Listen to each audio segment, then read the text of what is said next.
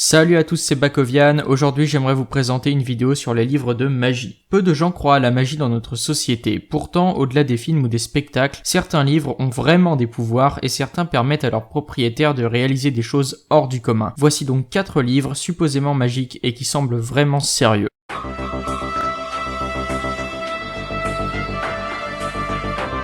Numéro 4, le manuscrit de Voynich. C'est le plus vieux manuscrit jamais découvert, probablement écrit entre 1404 et 1438. Il est anonyme et écrit dans une langue inconnue, dans un alphabet encore non déchiffré. Il est surnommé le plus mystérieux des manuscrits. En effet, on ne sait pas quel était son but. Au fil des pages, on peut faire l'hypothèse qu'il s'agissait d'une sorte d'herbier contenant des instructions sur l'utilisation des différentes herbes en médecine au Moyen-Âge. Le problème, c'est qu'on trouve aussi dans le livre des pages montrant des illustrations très précises rappelant de manière exacte l'organisation des galaxies. Il pourrait donc s'agir d'une sorte d'encyclopédie, cependant ceux qui ont eu en main le manuscrit original affirment tous avoir ressenti la même chose, l'impression de devenir subitement plus fort et plus intelligent, de connaître exactement les différentes méthodes de fabrication et d'extraction de poisons et de potions à partir des plantes. Cela laisse penser que ce manuscrit donne effectivement des pouvoirs importants et de grandes connaissances à celui qui le possède.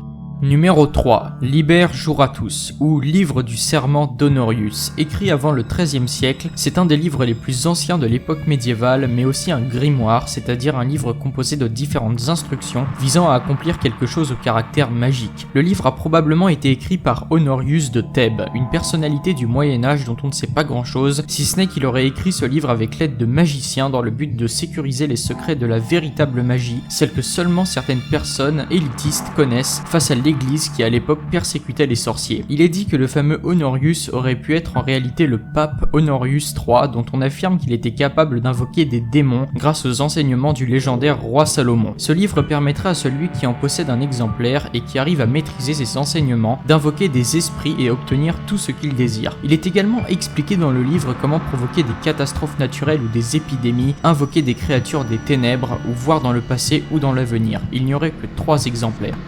Numéro 2, Ars Notoria Sive Flores Aurei, ou l'art de la magie des fleurs dorées, écrit par Apollonius de Tyane, un grec pythagoricien, savant et philosophe. Ce livre consiste en une liste de formules, appelées oraisons, à réciter dans certaines conditions précises pour atteindre le savoir infini. Le manuscrit original, qui daterait du XIIe siècle, est comme par hasard conservé par l'université de Yale aux États-Unis, une des meilleures au monde. Le livre permettrait de communiquer avec des esprits et de donner à son possesseur des pouvoirs dits académiques, comme par exemple une mémoire parfaite, un savoir universel, etc. Si ça paraît plutôt sympa dit comme ça, le livre n'est en réalité pas si innocent que ça. Un moine français du XIVe siècle, Jean de Morigny, aurait affirmé que ce livre lui aurait provoqué des visions horribles et conféré des pouvoirs et qu'il fallait absolument que personne ne s'en approche.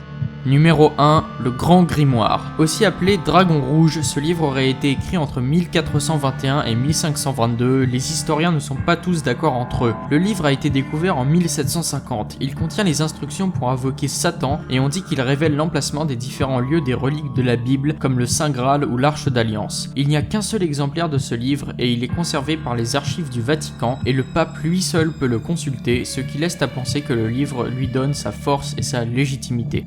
Voilà, c'est tout pour cette vidéo. Si celle-ci vous a plu, n'hésitez pas à la liker, à la partager, à vous abonner et surtout me dire en commentaire ce que vous pensez des livres que je vous ai présentés et plus généralement de la magie. Et sur ce, moi je vous dis à la prochaine. Ciao!